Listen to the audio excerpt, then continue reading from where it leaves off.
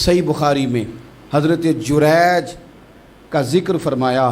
جریج نفل پڑھ رہے تھے، ماں نے آواز دی، وہ آ نہیں سکے، نماز میں تھے، ماں ناراض ہو گئی. اس نے ہاتھ اٹھا کے کہا اللہ یہ اتنی دیر تک مرے نہ جب تک کسی بری عورت کا منہ نہ دیکھ لے. کسی اور کی دعا کے لیے سند نہیں ہے کہ وہ تیرے حق میں ضرور قبول ہوگی، لیکن ماں باپ کی دعا کے لیے میرے نبی پاک نے سند بیان کی ہے. سید عالم صلی اللہ علیہ وسلم فرماتے ہیں جب بھی ماں باپ اولاد کے لیے ہاتھ اٹھاتے ہیں رب ضرور قبولیت کا شرف عطا کرتا ہے. تو جہاں سند موجود ہے نا، کچھ افتتاح ابا جی سے بھی کرا لینے چاہیے، کچھ کام شروع کرنے سے پہلے صرف اماں سے ہی دعا کرا لینی چاہیے. یہ والا افتتاح بھی بڑے کام کا ہے کیونکہ یہاں سند بیان کر دیا میرے نبی کریم. تو جناب جریج کی ماں ناراض ہو گئی، کہنے لگی اللہ اس نے میری بات نہیں سنی. اب تھے تو وہ نیک، لیکن رب کریم کی حکمت کا تقاضا ہے، ماں کی دعا کو بھی قبول کرنا تھا. اللہ نے آزمائش میں مبتلا کر دیا. والدہ تو چلی گئیں، وہ ایک خیمے میں، ایک کٹیا میں، ایک جھونپڑی میں عبادت کرتے تھے، اللہ کو یاد کرتے تھے، رب رب کرتے تھے، اور لوگ ان کی بڑی تعریف بھی کرتے تھے. لوگ ان کے ارادت مند بھی تھے، عقیدت مند بھی تھے، اہل محبت بھی تھے. ایک عورت آ گئی، بس وہ اللہ کی حکمت پوری ہونی تھی. اس نے آ کے پہلے تو انہیں اپنی طرف مائل کرنا چاہا، جب نہ مائل ہوئے تو الزام لگا دیا. یہ ہمارے دور کا تقاضا ہے، لوگ پہلے آپ کو اپنے حق میں قائل کرتے ہیں، اپنی فرما برداری میں لانا چاہتے ہیں. اگر آپ نہیں آتے تو پھر وہ آپ کو مجرم قرار دے دیتے ہیں، یا میرے ساتھ چل ورنہ پھر میں تیرے خلاف پراپوگنڈا کروں گا. دو ہی باتیں. پہلے اس نے قائل کیا، جب جناب جنید قائل نہ ہوئے تو اس نے قریب ایک چرواہا تھا، اس چرواہے کے ساتھ جا کے منہ کالا کیا. مقررہ وقت پہ بچہ پیدا ہو گیا. لوگوں نے کہا کس کا ہے؟ کہنے لگی اس خانقاہ میں، اس حجرے میں عبادت کرنے والے کا ہے. اگر کسی دیندار پر ذرا سا بھی الزام لگ جائے تو آپ یقین کریں کہ بڑے بڑے خوفناک لوگ بھی نیک ہو جاتے ہیں.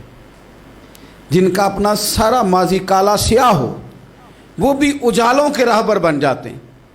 جن کی اپنی زبانیں ساری زندگی آلودہ رہی ہوں وہ بھی بڑے بڑے اعلیٰ سچ بولنے لگتے ہیں. اعلیٰ کچے میرے مکان کی دیوار کیا گری، لوگوں نے تو میرے صحن میں رستے ہی بنا لیے. بڑے لوگ آ جاتے ہیں پھر بڑا کچھ کرتے ہیں اور بڑے بڑے خوفناک جملے کستے ہیں. بس کو نقطہ جو ہاتھ آ گیا، ایسے جیسے گرنے کا انتظار کر رہے تھے. اب جناب لوگ اٹھے، احتجاج شروع ہو گیا، شور پڑ گیا. یہ بابا بڑا نیک بنتا تھا، نفل پڑھتا تھا، عبادتیں کرتا تھا، دیکھو اس کا حال کیا ہے کہ اس نے ناجائز بچہ پیدا کیا. بغیر تحقیق کے میں کہہ چکا ہوں کہ الجھے الجھے بکھرے بکھرے روز و شب دیکھے گا کون؟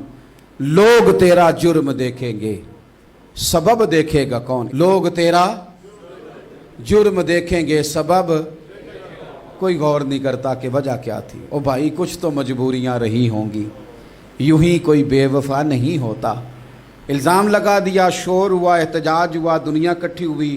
ان کا انہوں نے اجرا گرا دیا، مارا بھی، پیٹا بھی، ایک نیک آدمی کو بدنام بھی کیا، برا بھلا بھی کہا، گالیاں بھی دیں، جو کر سکتے تھے کیا. اب جب سزا دینے لگے نا تو جناب جریج کہنے لگے تھوڑی سی اجازت دیتے ہو؟ مار تو تم نے دینا ہی ہے. کہا جناب ٹھیک ہے دیتے ہیں. انہوں نے کہا صرف 2 نفل پڑھنے ہیں. اب وہ نفل پڑھ رہے تھے تو لوگ اس وقت بھی کہہ رہے تھے فراڈ ہی کر رہا ہے، دھوکہ ہی دے رہا ہے. چونکہ ذہن بن گیا نا، بدگمانی آ گئی.